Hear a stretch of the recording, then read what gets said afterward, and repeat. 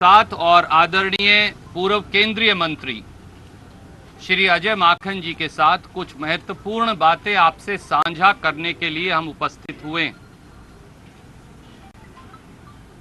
राजस्थान के पिछले 4 दिन 72 घंटे से अधिक के राजनीतिक घटनाक्रम से आप सब परिचित हैं। राजस्थान की 8 करोड़ जनता और देश परिचित है। भारतीय जनता पार्टी ने एक षड्यंत्र के तहत राजस्थान की 8 करोड़ जनता के अस्मत को, सम्मान को चुनौती दी है। भारतीय जनता पार्टी ने एक साजिश के तहत संपूर्ण बहुमत से राजस्थान की बहादुर जनता द्वारा चुनी गई कांग्रेस की सरकार को अस्थिर कर गिराने की साजिश की है। भारतीय जनता पार्टी ने धन बल और सत्ता बल के दुरुपयोग से, ईडी और इनकम टैक्स के दुरुपयोग से कांग्रेस पार्टी और इंडिपेंडेंट विधायकों की निष्ठा को खरीदने का नाकाबिले माफी जुर्म किया है।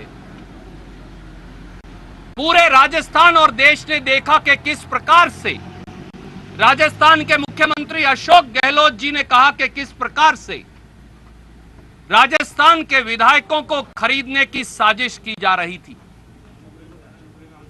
हम सबको एक बात का खेद अवश्य है कि राजस्थान के उप मुख्यमंत्री हमारे युवा साथी सचिन पायलट जी और कांग्रेस के कुछ विधायक साथी और मंत्री साथी दिग्भ्रमित होकर भाजपा के षड्यंत्र के जाल के अंदर उलझकर कांग्रेस की सरकार को गिराने की साजिश में शामिल हो गए। जिस प्रकार से विधायकों को मानेसर के एक आईटीसी 5 तारा होटल में भारतीय जनता पार्टी की मनोहर लाल खट्टर जी की पुलिस की सुरक्षा के तहत, भाजपा की मेजबानी के तहत गुड़गांवा मानेसर के अंदर रखा गया है, कैद किया गया है। साफ साफ भारतीय जनता पार्टी का षड्यंत्र चुनी हुई कांग्रेस की सरकार को गिराने और 8 करोड़ राजस्थानियों के स्वाभिमान को चुनौती देने का सामने आ जाता है। पिछले 72 घंटे से श्रीमती सोनिया गांधी जी ने श्री राहुल गांधी जी के नेतृत्व में कांग्रेस पार्टी और कांग्रेस के आला नेतृत्व ने, राजस्थान के कांग्रेस के साथियों ने श्री सचिन पायलट जी से, हमारे दूसरे साथी मंत्रियों से, हमारे विधायकों से लगातार संपर्क करने की कोशिश की। कांग्रेस आला कमान ने, नेतृत्व ने सचिन पायलट जी से आधा दर्जन बार खुद बात की। कांग्रेस कार्य समिति के वरिष्ठ 2 सदस्यों ने सचिन पायलट जी से दर्जनों बार बात की। कांग्रेस के संगठन महासचिव जो प्रभारी हैं श्री केसी वेणुगोपाल जी ने अनेकों बार स्वयं श्री सचिन पायलट जी से बात की और आपके माध्यम से राजस्थान की जनता की ओर से, उस सेवा भाव की ओर से जो जिसे लेकर कांग्रेस की सरकार को चुना गया था, खुले मन से सोनिया जी और राहुल जी की ओर से हमने अपील की कि सारे दरवाजे सचिन पायलट जी और साथ ही कांग्रेस विधायकों के लिए खुले हैं। वापस आइए, अगर आपका कोई मतभेद है तो कांग्रेस नेतृत्व को बताइए, वो हम बैठकर परिवार में परिवार के सदस्य के तरह उसे सुलझाएंगे। कांग्रेस नेतृत्व ने बार बार ये कहा कि जो स्नेह, जो आशीर्वाद, जो सहयोग, जो स्थान, जो राजनीतिक ताकत सचिन पायलट जी को छोटी उम्र में दी, शायद हिंदुस्तान में किसी दूसरे व्यक्ति को नहीं मिली। 2003 में हमारे साथी सचिन पायलट जी राजनीति में आते, 2004 में कांग्रेस पार्टी उन्हें 26 साल की उम्र में सांसद बना देती है। 30 और 32 साल की उम्र में कांग्रेस पार्टी ने उन्हें भारत सरकार का केंद्रीय मंत्री बनाकर जिम्मेवारी दी। 36 साल की उम्र में राजस्थान जैसे हिंदुस्तान के सबसे बड़े प्रांतों में से एक 34 साल की उम्र में प्रदेश कांग्रेस अध्यक्ष पद की जिम्मेवारी दी और 40 साल की उम्र में प्रदेश के उप मुख्यमंत्री की जिम्मेवारी दी।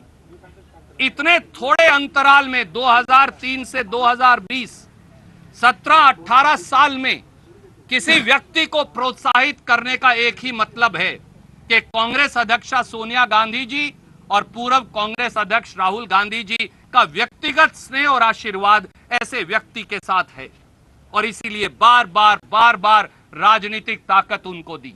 और पिछले 4 दिन में भी कांग्रेस नेतृत्व ने खुले मन से सारे दरवाजे खोलकर कहा, परिवार का सदस्य अगर रास्ता भटक जाए, सुबह का भूला अगर शाम को घर वापस आ जाए, शाम का भूला अगर आज सुबह भी घर वापस आ जाए तो वो भूला नहीं कहलाता, वो परिवार का सदस्य है। पूरी बात सुनी जाएगी, हर बात का हल निकाला जाएगा।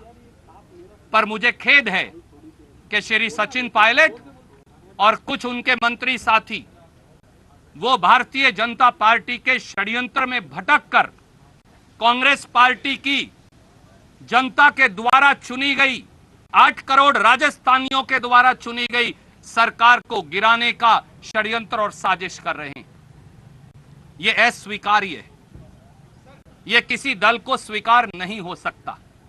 इसीलिए बड़े दुखी मन से और खेद से कांग्रेस पार्टी ने कुछ निर्णय लिए हैं जिनकी व्याख्या करने के लिए बीच में आपके मैं उपस्थित हूं। पहली बात, श्री सचिन पायलट जी को, श्री विश्वेंद्र सिंह जी को और मीना जी और श्री रमेश मीना जी को उप मुख्यमंत्री और मंत्री पद के भार से फौरी तौर से मुक्त किया जाता है। दूसरा, हमारे बहुत तजर्बेकार और काबिल साथी जिन्होंने किसान के घर में जन्म लिया, जो ओबीसी से संबंधित हैं, जिन्होंने अपनी जमीन भी जोती और कांग्रेस की जमीन भी जोती, जो एक कार्यकर्ता के तौर पर जिला कांग्रेस कमेटी के अध्यक्ष के तौर से उठकर आए और आज राजस्थान की शिक्षा मंत्री के तौर पर सेवा कर रहे हैं, गोविंद सिंह दोतासरा जी को राजस्थान प्रदेश कांग्रेस कमेटी का नया अध्यक्ष बनाया जाता है। तीसरा, हमारे एक आदिवासी साथी जो विधायक भी हैं, युवा भी हैं, तरुणाई भी है, तजर्बा भी है, आगे बढ़ने का जज्बा भी है, हमारे साथी गणेश गोगरा विधायक को राजस्थान प्रांत युवा कांग्रेस का नया अध्यक्ष नियुक्त किया जाता है। हमारे एक और साथी हेम सिंह शेखावत जी, जो एक किसान परिवार से आते हैं, हेम सिंह शेखावत जी को राजस्थान प्रदेश सेवा दल का नया अध्यक्ष नियुक्त किया जाता है। मैं एक बार और दोहराऊंगा, कांग्रेस की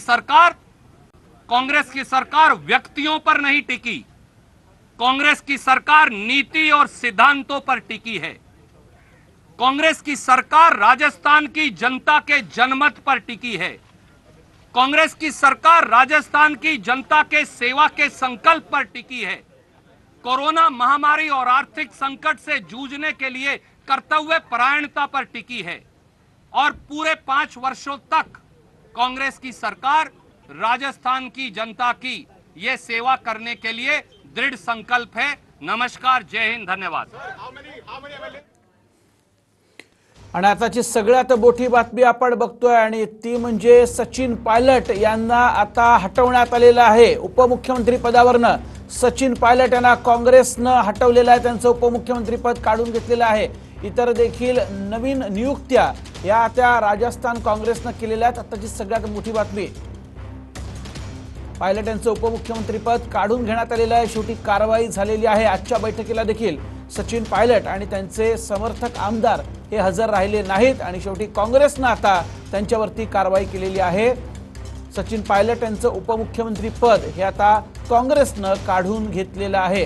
तसंच इतर आमदारांच्या नियुक्त्या देखील त्यांनी पुन्हा नवनियुक्त्या केलेल्या आहेत। ही एक आताची सगळ्यात मोठी घडामोड राजस्थानमधली आपण बघतोय। पहा टॉप 9 रोज सकाळी 7:56 वाजता आणि रात्री 8:56 वाजता.